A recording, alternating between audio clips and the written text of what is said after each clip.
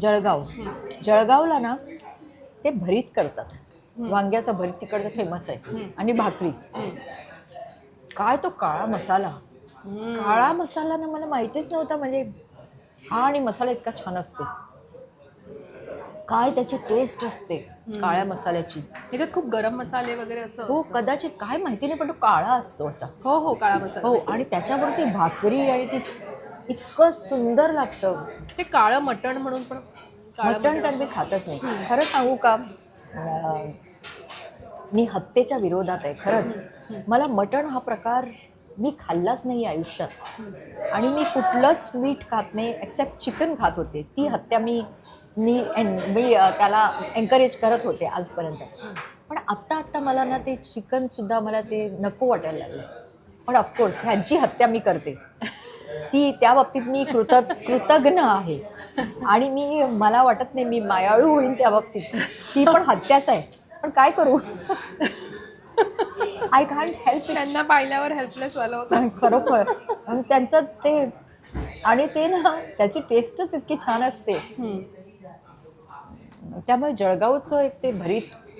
हे भरीत त्या भरीत घोटलेल्या वांग्याची भाजी पण एक तिथली फेमस आहे ना काहीतरी. म्हणजे घोटलेल्या वांग्याची भाजी भरीतचाच प्रकार असतो का असा तो. म्हणजे मला माहिती नाही पण घोटलेल्या वांग्याची भाजी हे मी खूप हे ऐकलं जळगावचं. नाही. अच्छा. तिथे एक ना शेव भाजी म्हणून असते. हा शेवभाजी असते. मग तो भयानक प्रकार मला ती अजिबात आवडत नाही. नाही आवडत. तो चाटचा प्रकार आहे असं माझं म्हणणं आहे. कारण मला ना कुठली गोष्ट ती तुम्हाला समाधान दिलं पाहिजे त्या डिशनी. त्याचबरोबर ते शरीरासाठी चांगलं असलं पाहिजे. बरोबर. हे माझं पहिलं म्हणणं आहे. शेवभाजी ही शरीरासाठी तेवढी चांगली आहे असं मला नाही वाटत. एकतर त्याच्यात शेव असतो. शेव आणि फक्त शेवच. आणि मग त्याच्यात मसाले वगैरे जे काय असते ती तरी वगैरे असते. नाही पण वांग्याचं भरीत आणि भाकरी. हो. आणि ना ते इतकं साधं असतं. ते नुसतं असं भरीत आपण ते भुजतो ना याच्यावर भाजतो म्हणजे. हो हो. आणि भाजल्यानंतर त्याला असं करून त्याच्यात फक्त हिरवी मिरची कांदा आणि बस मीठ एवढंच. पण किती टेस्टी. आणि ते वांगच मुळात इतकं सुंदर. मोठं वांग असतं ना नॉर्मल आपली वांगी असतात. हो मोठं असतं ते. त्यामुळे ते मला आठवतं आणि ते मी खातेच आवर्जून. अच्छा.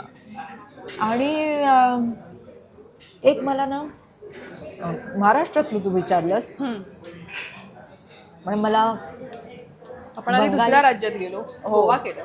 बंगाली खाद्य संस्कृती पण आवडते. कलकत्ता. हो.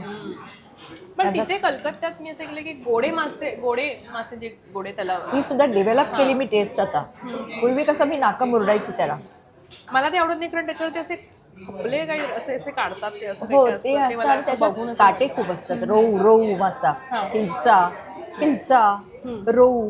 पण तो मासा फेमस आहे. हो आणि तो माछेर झोल असतो ना त्याच्यामध्ये ना ते लोक फ्लावर वगैरे घालतात. हो फ्लावर नंतर ते नाही का तमालपत्र ते नंतर त्याच्यात हे घालतात ते लोक काय म्हणतात त्याला हे परवळ बटाटा असं सगळं. म्हणजे हे असं पातळ करतात का त्याचं. एकदम पातळ असतं. अच्छा. पण सुंदर लागतं. आणि ते सुद्धा राईच्या तेलात. हो पण राईच्या तेलात असं बऱ्याचदा मी ऐकलंय की आपल्याला सवय नसेल तर आपण नाही खाऊ शकत पण ते लागतं टेस्टी असं मी ऐकलंय. खूप टेस्टी लागतं. आणि आम्ही गोव्याला हे सगळे मासे खोबरेल तेलात तळतो. हो. आणि खोबरेल तेलात ते छान लागतं. हो. आता मी ट्राय करेन. प्लीज ट्राय कर. खूप टेस्टी आहे. आणि विशेषतः ही जी प्रॉन्स आहेत ती मगाशी दाखवायचं राहिलं. येस. ती प्रॉन्स तुमचं काय तुम्ही मगाशी नाव घेतलं. सुंटा. सुंटा. हे बघा प्रॉन्स गेले बिचारे वर.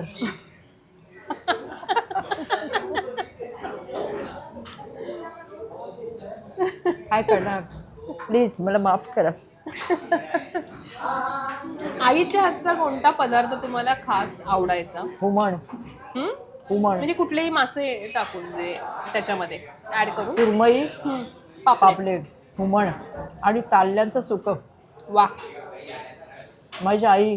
आणि बांगड्याचं लोणचं करते ती. लोणचं. ते एक खूप फेमस आहे. ते बांगड्याचं लोणचं ना, त्याच्यात काय ते आपलं हे घालतात, काळी मिरी. ओ. काळी मिरी असते, अर्थात तेल खूप असतं हा. आणि काळी मिरी आणि ते हिंग पण असतो. काय लागते ती काळी मिरी मध्ये मध्ये खायला ना, बांगडे आणि काळी मिरीचे पीसेस. वा, उत्कृष्ट. माझी आई खरंच खूप सुंदर करते ती. आणि ते ती मला देते. जेव्हा जेव्हा मी गोव्याला जाते तेव्हा ती मला, मी फ्लाईटमधून ते घेऊन येते आणि मग ते लोणचं असल्यामुळे फ्रीझरमध्ये ठेवायचं. अर्थात ते 7-8 दिवस सुद्धा खाऊ शकतो. अच्छा. हो. आणि तुम्ही आईकडनं अशी कोणती रेसिपी शिकलाय जी तुम्हाला परफेक्ट येते, की मग ना आई आत्ता म्हणते की माझ्यापेक्षा तू चांगली बनवतेस, असं नाही, काय आहे? असं मात्र झालेलं नाही. असं असं काही झालेलं नाही. तिने शिकवलेली मला, मी उपमा चांगला करते आणि शिरा, गोडाचा शिरा. फिश मध्ये फिशमध्ये हेच सगळं येतं तुम्हाला? म्हणजे सगळं नाही आहे, आईच्या सगळं नाही. मला खरं ना आईच्या हातचं उड्डमेथी शिकायची. बांगड्याची उड्डमेथी. बांगड्याची उड्डमेथी. उड्डमेथी. उड्डमेथी म्हणजे उडद मेथी. अच्छा. त्याच्यात ना त्याच्यात मेथी घालतात. अच्छा. मेथी घालतात ओके. आणि ती मेथी घालून ती करतात उड्डमेथी बांगड्याची. पण तुला असं वाटेल की बांगडा आणि मेथी काय म्हणजे कॉम्बिनेशन कॉम्बिनेशन वेगळं वाटलं मला. पण ते छान लागते. अच्छा. ती माझी आजी आणि माझी आई, म्हणजे आजी म्हणजे आईची आई, हा. ती छान करायची आणि ती पण उत्कृष्ट करायची. हो, खूपच छान करायची ती.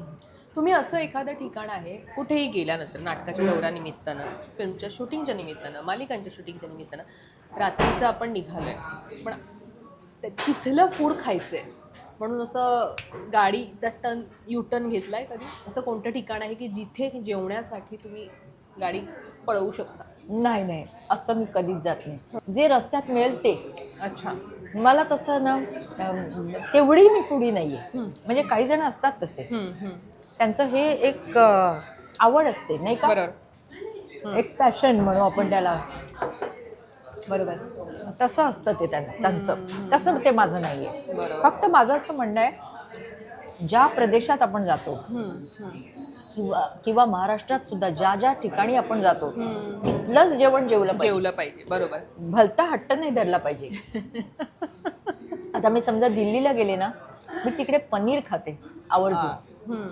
कारण तिकडचं जास्त तेच आहे. लस्सी, पनीर, पराठा हे तिकडे खायचं. बरोबर. पण तिकडे जाऊन मी म्हटलं मला मासे पाहिजे. काय हा अट्टास, तसं मी करायची आधी वेड्यासारखी. हो, मला मासे पाहिजे. अरे तिथे कुठे मासे? असं कधी झालंय सेटवर शूटिंगच्या निमित्ताने मला मासे पाहिजेत, वर्षाताईंनी मासे मागितले? हो. कुठल्या? मँगलोरला मी कोकणी सिनेमा करत होते. अच्छा. आणि काय झालं, ते रोज मला ते सुरमई आणून द्यायचे. तिथे ते सुरमईला अंजल म्हणतात. अंजल. अच्छा. एंजल सारखं. अंजल. तर म्हणे अंजल मसाला. त्यांचं ती तुळू भाषा थोडीशी, आणि ते कोकणी बोलतात ते लोक. अच्छा. पण त्यांची कोकणी थोडी वेगळी आहे. तर अंजल ते रोज मला आणून द्यायचे. एक दिवस तो अंजल आलाच नाही. ओके. तर ते बिचारी हॅरी फर्नांडिस आपले मोठे डायरेक्टर आहेत ते. तर जावई नंबर 1 म्हणून सिनेमा होता, त्याच्यात मी सासूची भूमिका करत होते. अच्छा. आणि मी अडून बसले अक्षरशः. म्हटलं त्याच्याशिवाय मी शूटिंग नाही करणार.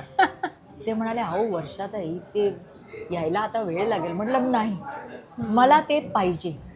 पण आज नाही का जमणार त्याच्याशिवाय? म्हटलं नाही, मला ते पाहिजे. आणि खरं म्हणजे ते चुकीचं होतं. पण त्यांनी माझी हा नखरा आहे तो सहन केला. आणि मग ते आलं एकदाचं. लंच ब्रेक सगळ्यांचा होऊन संपला, त्यांनी शूटिंग सुरू केलं आणि इथे माझं ते अंजल आलं आणि तिथे मी सुरमई खायला बसली. मग ते खाऊन झाल्यावर ते म्हणाले आता झालं का, आता शूटिंग सुरू करू शकतो? म्हटलं हो, आता आपण शूटिंग. त्यामुळे असं मी केलेलं आहे. पण तसं करणं योग्य नाही अर्थात. पण एक वेगळा मला आवड होती त्याची. आणि मला असं वाटलं मी रोज नसणार ना मँगलोरमध्ये. आणि मँगलोरचं ते ना एक तिथे मछली नावाचं हॉटेल आहे. मछली मेन मँगलोर सिटीमध्ये. काय सुंदर ते जेवण करतात, बापरे. आणि ना ते ह्याच्यात तुपात तळलेले खेकडे देतात तुपात आणि लाल लाल मसाला आणि तुपात तळलेले खेकडे. मी म्हटलं तुपात तळलेले खेकडे कसे नाही पण छान लागतात. त्यामुळे हे वेगवेगळ्या प्रकारचं ना सगळं हे जेवण. तसंच मद्रासमध्ये तो चेट्टीनाड मसाला म्हणून असतो, तो एक बापरे पण भयंकर तिखट ना. तो एकदम माझं पोट बिघडलं म्हणजे इतका तो हॉट असतो जरा तिखट असतो. मला सांगा, तुम्ही आता शूटिंगला सगळे कलाकार एकत्र असता, तुमच्याकडे जसं कोणी फुडी आहेत कलाकार, खाताना ताव मारतात माशांवर, फिश लवर कोण आहेत? अशोक मामा, लक्ष्मीकांत बेर्डे एक नंबरचा फिश लवर होता तो. एक नंबरचा.